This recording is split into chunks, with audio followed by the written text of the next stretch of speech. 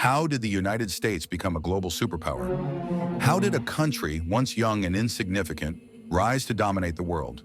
It's simple first. Global politics and influence. The U.S. began intervening in international affairs, becoming a key player on the world stage. After World War II, America led the creation of global organizations, like the United Nations, and took charge in the fight against communism. Second, economic power.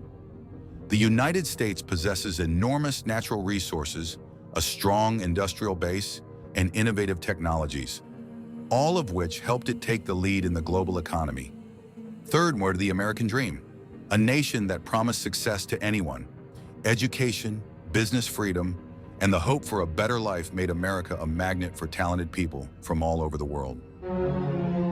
But what really made America untouchable was its currency. How did the dollar become the world's main currency? Today, the dollar is the king of the global economy, but it wasn't always this way. Once the British pound, and before that, the French franc, ruled the world.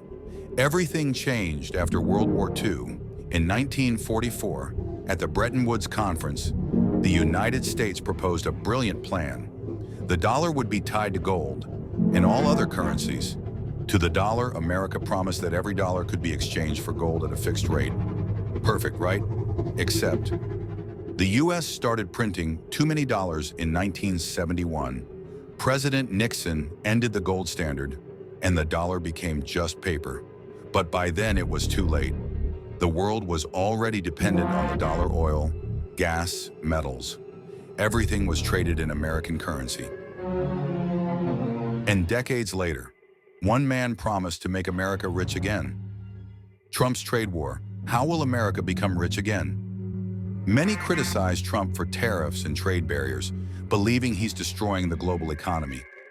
But in reality, he's doing what no other president dared to do. For decades, America had been losing its power. Factories moved to China, money fled overseas, jobs shifted to Mexico and Vietnam, and no one had the courage to say, enough. Trump did. He started with tariffs, raising barriers on cheap imports to bring factories back home. Yes, iPhones would cost more, but Americans would return to real jobs, not driving for Uber, but working in factories. Stable paychecks, pensions, a strong real economy. Trump isn't a diplomat, he's a businessman, and he runs America like a company, cutting costs, pressuring competitors, and strengthening the brand, and you know what's happening right now. Manufacturing is growing, unemployment falling, capital coming back home. America is once again speaking from a position of strength.